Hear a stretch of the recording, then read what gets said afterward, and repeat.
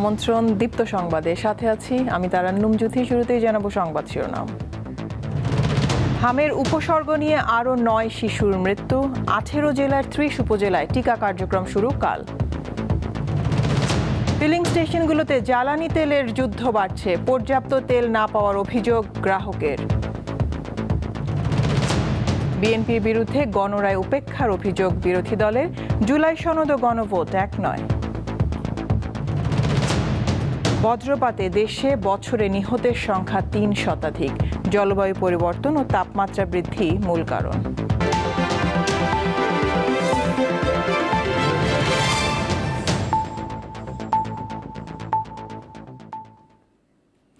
শিশুদের হাম এখন জাতীয় সংকটে পরিণত হয়েছে। প্রতিদিন প্রায় 1000 শিশু হামের উপসর্গ নিয়ে হাসপাতালে ভর্তি হচ্ছে। স্বাস্থ্য অধিদপ্তর বলছে, গত 15 মার্চ থেকে 3 এপ্রিল পর্যন্ত 3500-এর বেশি শিশু হামের উপসর্গ নিয়ে হাসপাতালে ভর্তি হয়েছে। এর মধ্যে সন্দেহজনক হামে মারা গেছে 94 জন। এমন অবস্থায় কাল থেকে হামের টিকার বিশেষ ক্যাম্পেইন শুরু করছে সরকার। রাজধানীর এই হাসপাতালে আসন সংখ্যা 100, কিন্তু রোগী ভর্তি আছে 140 জন। বাড়তি এই রোগীর জায়গা হয়েছে হাসপাতালের মেঝেতে, বারান্দায়। আর রোগীর এই চাপ সামলাতে হিমশিম খাচ্ছে চিকিৎসক সহ অন্য সেবাকর্মীরা। এই রোগীরা এসেছে রাজধানী সহ দেশের বিভিন্ন প্রান্ত থেকে। ওর প্রথমে জ্বর আসছিল, জ্বর থেকে তারপরে হাম উঠছে, হাম উঠলে সদর হাসপাতালে নিয়ে গেছি।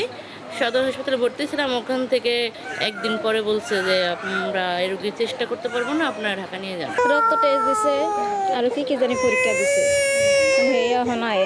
হাম এখন জনস্বাস্থ্য সমস্যায় পরিণত হয়েছে। স্বাস্থ্য অধিদপ্তর মার্চ মাসের 15 তারিখ থেকে 3500-এর বেশি হামে আক্রান্ত রোগী শনাক্তের তথ্য দিয়েছে।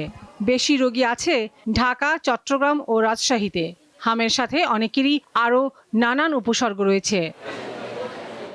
নবজাতক বিশেষজ্ঞরা বলছেন, টিকা না দেওয়ার পাশাপাশি মায়ের অপুষ্টি হামে আক্রান্ত হওয়ার অন্যতম কারণ। সম্ভবত মায়ের কাছ থেকে যে অ্যান্টিবডি যেটা পাওয়ার কথা, যেটা মিজেস থেকে বাচ্চাকে প্রোটেকশন দিবে, সেই অ্যান্টিবডি সম্ভবত পাচ্ছে না। সেই অ্যান্টিবডি না পাওয়ার পিছনে একটা হয় মায়ের পুষ্টি অথবা মায়ের ভ্যাকসিনেশন, দুইটা আমরা কারণ হিসেবে চিন্তা করলাম। তিনি বলেন, শিশুদের পাশাপাশি এখন মায়েদেরও হামের টিকা নিয়ে ভাবতে হবে। মায়েদের এখন এমএমআর ভ্যাকসিনটা মায়েদের দেওয়া জরুরি হয়ে গেল। তবে মায়ের প্রিভেনশনের মাধ্যমে মায়ের যখন আমরা ভ্যাকসিন দেবো, মায়ের অ্যান্টিবডি তখন বেবি পাবে, সেটা দেওয়া জরুরি মনে করি আমি। এদিকে আগামীকাল থেকে হামের টিকার বিশেষ ক্যাম্পেইন শুরু হচ্ছে। শনিবার স্বাস্থ্য ও পরিবার কল্যাণ মন্ত্রণালয় আয়োজিত সংবাদ সম্মেলনে এ তথ্য জানানো হয়। এই 30টা উপজেলা শুরু করা মানে আমাদের কার্যক্রম শেষ না। আমরা এটাকে যেহেতু এখানে প্রবল আকার ধারণ করেছে, এটাকে আমরা কন্ট্রোলে নিয়ে বাকিগুলি তো আমরা কাজে অগ্রসর হবো ইনশাল্লাহ। কোনোটাই থেমে থাকবো না। ফার্স্টে শুরু করতেছি 6 মাস থেকে 59 মাস, যেটাতে এখন অ্যাটাকটা বেশি, এটাকে আমরা এখন টিকা দান করব। চিকিৎসকরা জানান, টিকা দেওয়ার পর হামের প্রকোপ কমে যাবে। লাবণী গুহ, দীপ্ত সংবাদ, ঢাকা।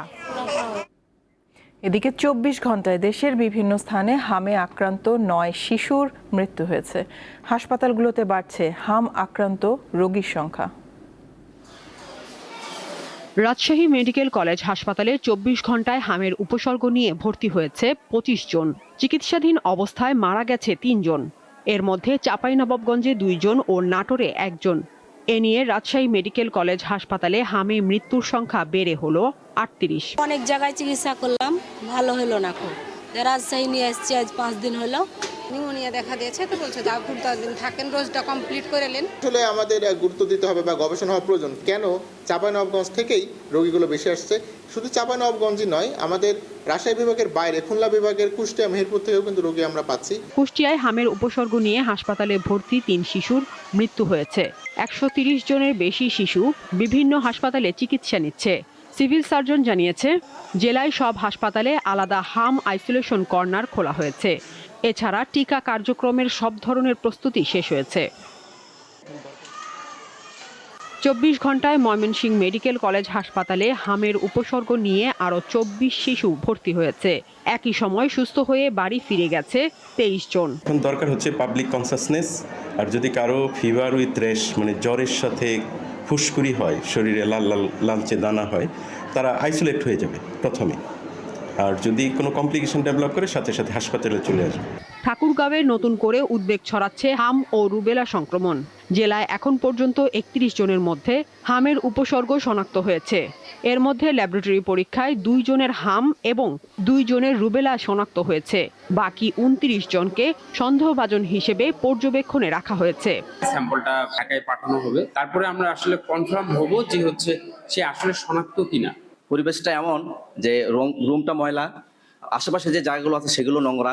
মানে হসপিটালে আসছি বাচ্চাদেরকে সুস্থ করার জন্য, কিন্তু এসে মনে হচ্ছে আমরা যারা গার্ডিয়ান আমরা অসুস্থ হয়ে যাচ্ছি। বরগুনায় এখন পর্যন্ত 40 জন শিশু বিভিন্ন হাসপাতালে ভর্তি হয়ে চিকিৎসা নিয়েছে।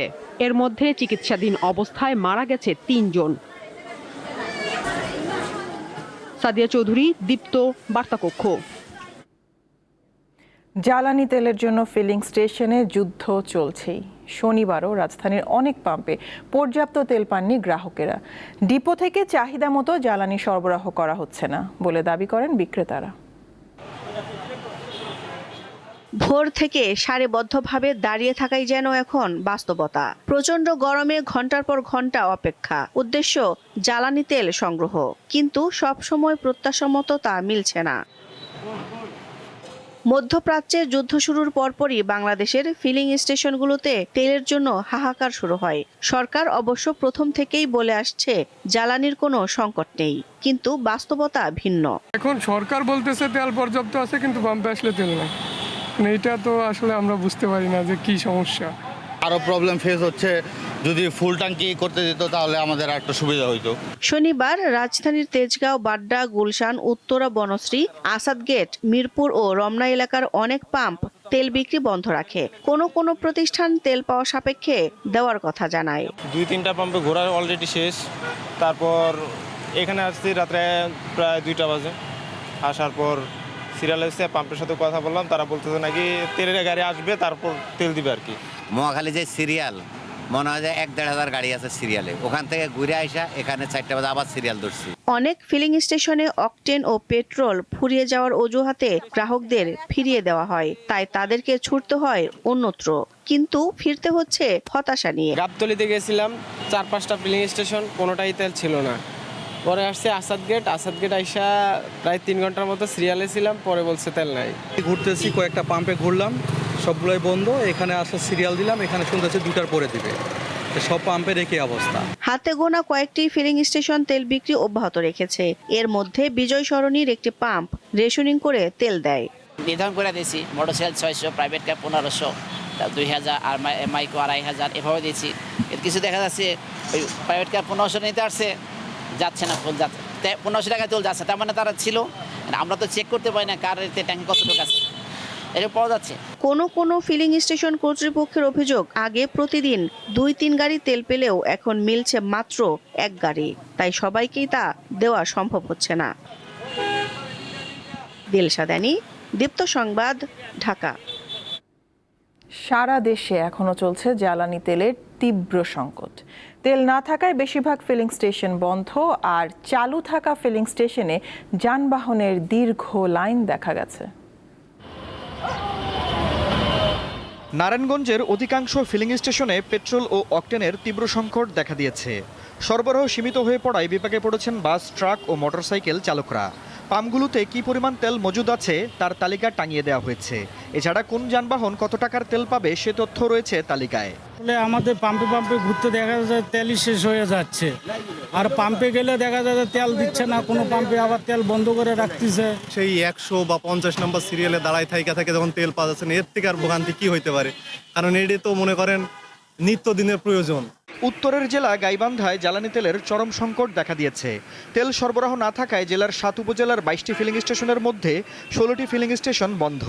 এতে ভোগান্তিতে পড়েছেন বিভিন্ন যানবাহনের চালক ও প্রান্তিক কৃষকরা। চালু থাকা ফিলিং স্টেশনে দেখা গেছে দীর্ঘ লাইন। এখানে ভাই আমরা তেল নিতে আসছি, কয়েকদিন খুঁজে পাচ্ছি না তেল। এখন একে সবগুলো পাম্পে খোঁজ নিলাম যে কোথাও ওইভাবে তেল দিচ্ছে না। আমার তেল সংকট, তেল পাচ্ছি না। আমার কোনো 3 বিঘা মাটি আবাদ করছি, তেল যেখানে যাই এখানে ঘুরে আইছি। লক্ষ্মীপুরেও পেট্রোল, অকটেন ও ডিজেলের সংকট রয়েছে। জ্বালানি না থাকায় জেলার অধিকাংশ ফিলিং স্টেশন বন্ধ হয়ে গেছে। এতে পরিবহন চালক ও সাধারণ মানুষ চরম ভোগান্তিতে পড়েছেন। বরগুনায় সংকট রয়েছে অকটেন পেট্রোল ও ডিজেলের। সদর উপজেলার একমাত্র তেল পাম্পে জ্বালানি তেলের সরবরাহ শুক্রবার থেকে পুরোপুরি বন্ধ। এছাড়া বরগুনার পাথরঘাটা থেকে অবৈধভাবে মজুদ রাখা ৩৮,০০০ লিটার ডিজেল উদ্ধার করেছে উপজেলা প্রশাসন।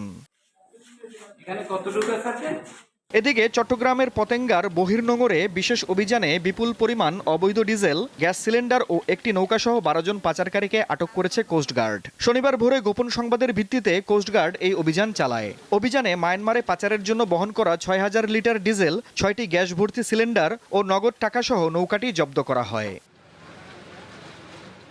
আফরিদ হাসান, দীপ্ত, বার্তাকক্ষ। গণরায় উপেক্ষা করে বিএনপি ফ্যাসিবাদের পথে হাঁটা শুরু করেছে বলে মন্তব্য করেছেন ১১ দলীয় ঐক্যজোটের নেতারা। তারা হুঁশিয়ারি দিয়ে বলেন, জনগণের রায় বাস্তবায়ন না হলে বিএনপিকে রাজপথে মোকাবেলা করা হবে। জাতীয় সংসদ অধিবেশনে গণভোট, গুম প্রতিরোধ, দুর্নীতি দমন কমিশন ও জাতীয় মানবাধিকার কমিশন সহ অন্তর্বর্তী সরকারের ২০টি অধ্যাদেশের কার্যকারিতা হারানোর শঙ্কায় রাজপথে নেমেছে বিরোধী রাজনৈতিক শক্তি। শনিবার বিকেলে রাজধানীর বাইতুল মোকাররম মসজিদের উত্তর গেটে বিক্ষোভ সমাবেশের আয়োজন করে জামায়াত, এনসিপি নেতৃত্বাধীন ১১ দলীয় ঐক্যজোট। নেতারা অভিযোগ করেন, এককভাবে রাষ্ট্র ক্ষমতা পরিচালনা করতেই গণভোটের রায় অস্বীকার করছে বিএনপি। একই দিনে এক ভোট যদি হালাল হয় তাহলে আরেকটা হারাম হতে পারে না। ৭০% জনগণের হ্যাঁ ভোটের রায়কে যারা অস্বীকার করে বেঈমানি করতে চায় তাদের স্থান এই বাংলার মসনদে হবে না। আপনারা সংস্কার চান না, গণভোট চান না, তার পেছনের কারণ হলো আপনারা বাংলাদেশের রাষ্ট্র ক্ষমতাকে, বাংলাদেশের সাংবিধানিক প্রতিষ্ঠানগুলোকে এক ব্যক্তির করায়ত্ত করে রাখতে চান। জুলাই বিপ্লবের রক্তের উপর প্রতিষ্ঠিত নতুন বাংলাদেশে সুবিধাবাদের রাজনীতি, মুনাফিকের রাজনীতি বাংলার মানুষ সহ্য করবে না। সমাবেশে জামায়াতে ইসলামীর নায়েবে আমির এটিএম আজহারুল ইসলাম বলেন, ক্ষমতার স্বাদ পাওয়ার আগেই বিএনপির আচরণে পরিবর্তন দেখা যাচ্ছে। সংস্কার প্রক্রিয়া এড়িয়ে ফ্যাসিবাদ কায়েম করতে চাইলে পরিণতি ভালো না হওয়ার বিষয়ে সতর্ক করেন তিনি। আজকে গণভোটকে অস্বীকার করা মানেই শুধু ৭০% মানুষের রায়কে অস্বীকার করা নয়, ৭০% রায় অস্বীকার করার মধ্য দিয়ে আবার তারা আওয়ামী লীগের সেই ফ্যাসিবাদী কায়দায় এক ব্যক্তির কাছে সমস্ত ক্ষমতা দিতে চায়। জনগণের বিরুদ্ধে অবস্থান গ্রহণ করবেন না, আমাদেরকে রাজপথে আসতে বাধ্য করবেন না। রাজপথের আন্দোলনের ফলাফল সরকারি দলের জন্য কোনো শুভ অবস্থা হয়নি, কোনো সময় হবে না। সমাবেশ শেষে বিশাল বিক্ষোভ মিছিল বের হয়। মিছিলটি পল্টন মোড় ও কাকরাইল ঘুরে শান্তিনগর মোড়ে গিয়ে শেষ হয়। হেদায়েতুল্লাহ সীমান্ত, দীপ্ত সংবাদ, ঢাকা। সরকার জনগণের সিদ্ধান্তকে গুরুত্ব দিচ্ছে না বলে মন্তব্য করেছেন বিরোধী দলীয় নেতা ডাক্তার শফিকুর রহমান। শনিবার সন্ধ্যায় রাজধানীর পীরেরবাগে এক অনুষ্ঠানে তিনি একথা জানান। ভোটের দিন পর্যন্ত আমাদের অবস্থান ছিল এক, এখন যারা সরকারি দল, এখন যারা বিরোধী দল, কিন্তু ভোটের রেজাল্ট হওয়ার পরে তারা বদলে গেছেন।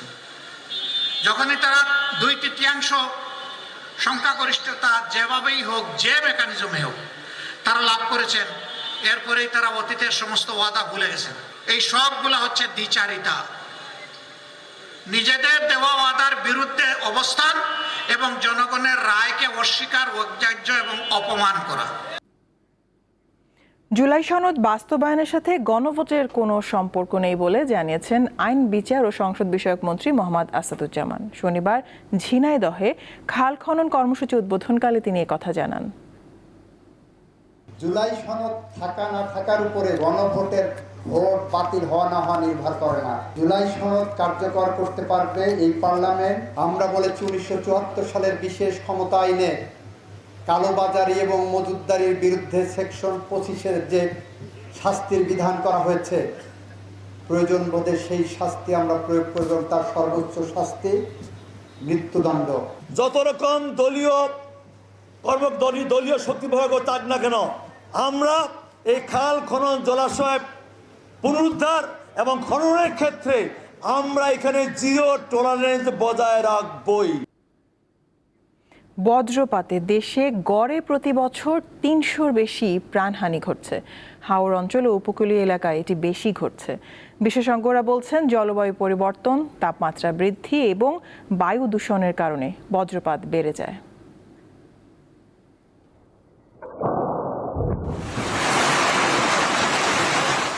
দেশে গত কয়েক বছর প্রাক বর্ষা ও বর্ষায় বজ্রপাত ও নিহতের সংখ্যা ছিল উল্লেখ করার মতো।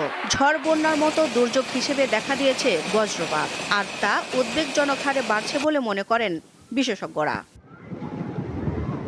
তারা বলছেন, গাছ কাটা, বন উজাড়, অপরিকল্পিত নগরায়ন, বায়ু দূষণ, নদী ভরাট চলতে থাকায় অত্যধিক মাত্রায় পরিবেশ ক্ষতিগ্রস্ত হচ্ছে। এতে বাতাসে ধূলিকণা বাড়ছে, যা বজ্রপাতের পরিবেশ তৈরি করে।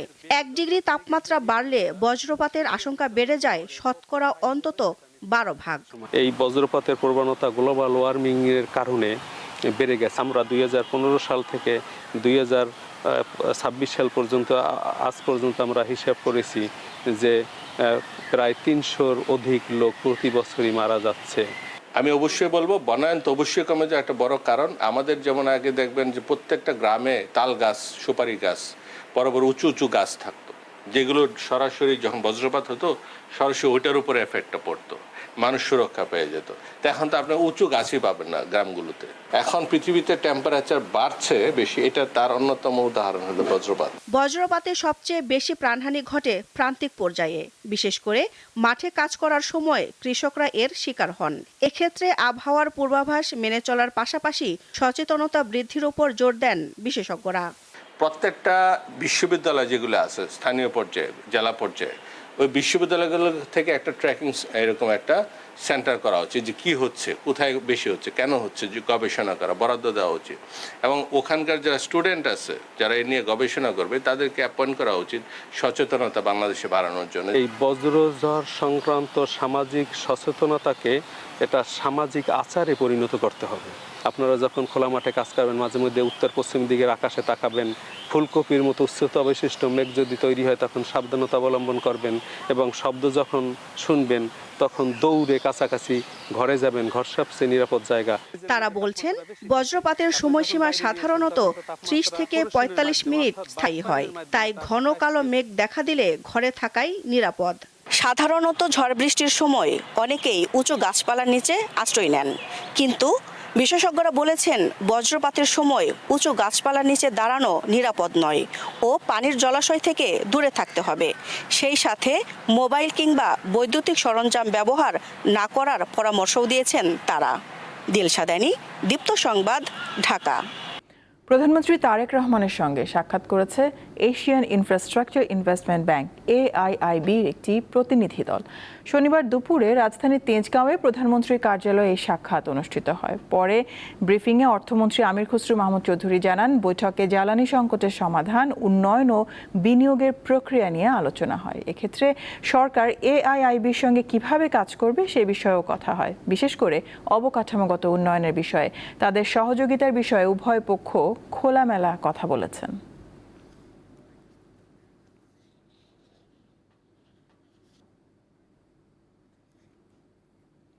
ঢাকার কেরানীগঞ্জের কদমতলীতে গ্যাস লাইটার কারখানায় আগুনের ঘটনায় 5 জনের মরদেহ উদ্ধার করা হয়েছে। ফায়ার সার্ভিস জানিয়েছে, শনিবার বেলা 1:15টার দিকে কদমতলী চৌরাস্তার ওই গ্যাস লাইটার কারখানায় আগুন লাগে। 1.5 ঘন্টা চেষ্টার পর বেলা 2:30টার দিকে আগুন নিয়ন্ত্রণে আনে ফায়ার সার্ভিসের 7টি ইউনিট। ফায়ার সার্ভিস কর্মকর্তারা জানান, উদ্ধার হওয়া মরদেহগুলোর মধ্যে 3 জন নারী ও 2 জন পুরুষ। ঘটনা তদন্তে 5 সদস্যের কমিটি গঠন করেছে ফায়ার সার্ভিস।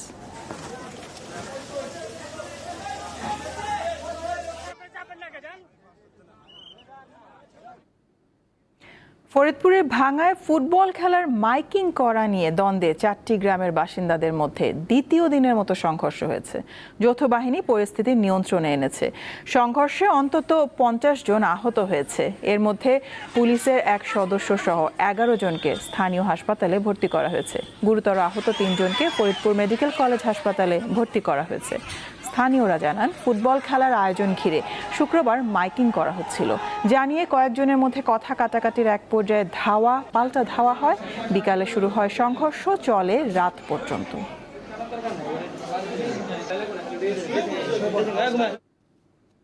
হবিগঞ্জে ঐতিহাসিক তেলিয়াপাড়া দিবসের আলোচনা সভায় শুধু শেখ মুজিবুর রহমানের নেতৃত্বে মুক্তিযুদ্ধ হয়নি। শনিবার হবিগঞ্জে মুক্তিযুদ্ধের স্মৃতি বিজড়িত ঐতিহাসিক তেলিয়াপাড়া দিবসের আলোচনায় মির্জা ফখরুল ইসলাম আলমগীর এই কথা জানান।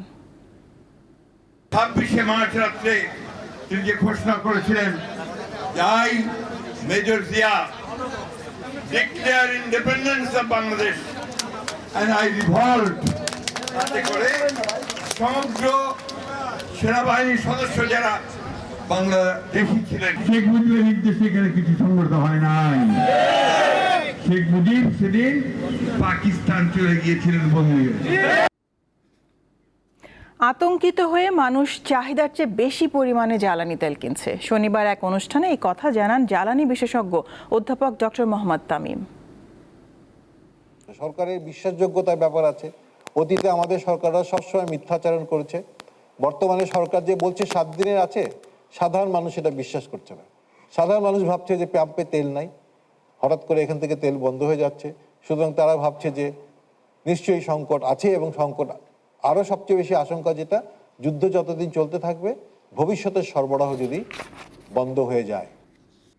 সাফ অনূর্ধ্ব 20 চ্যাম্পিয়ন বাংলাদেশ দল মালদ্বীপ থেকে ঢাকায় ফিরেছে। বিমানবন্দর থেকে তাদেরকে ছাদ খোলা বাসে সংবর্ধনা দেওয়া হয়। বিমানবন্দরে দলকে বরণ করে নেন যুব ও ক্রীড়া প্রতিমন্ত্রী আমিনুল হক। বাফুফের সভাপতি তাবিদ আওয়াল সহ সংস্থাটির কর্মকর্তারা এই সময় উপস্থিত ছিলেন। বিমানবন্দর থেকে রওনা দিয়ে সারা পথ নেচে গেয়ে পতাকা উড়িয়ে অপেক্ষমান সমর্থকদের অভিনন্দনে সাড়া দিয়ে 9টা 40 মিনিটে হাতিরঝিলের এমপি থিয়েটারে পৌঁছায় দল। গতরাতের ফাইনালে ভারতকে টাই ব্রেকে 4-3 গোলে হারায় লাল সবুজের তরুণরা। টুর্নামেন্ট সেরা হয়েছেন বাংলাদেশের গোলরক্ষক ইসমাইল হোসেন মাহিন।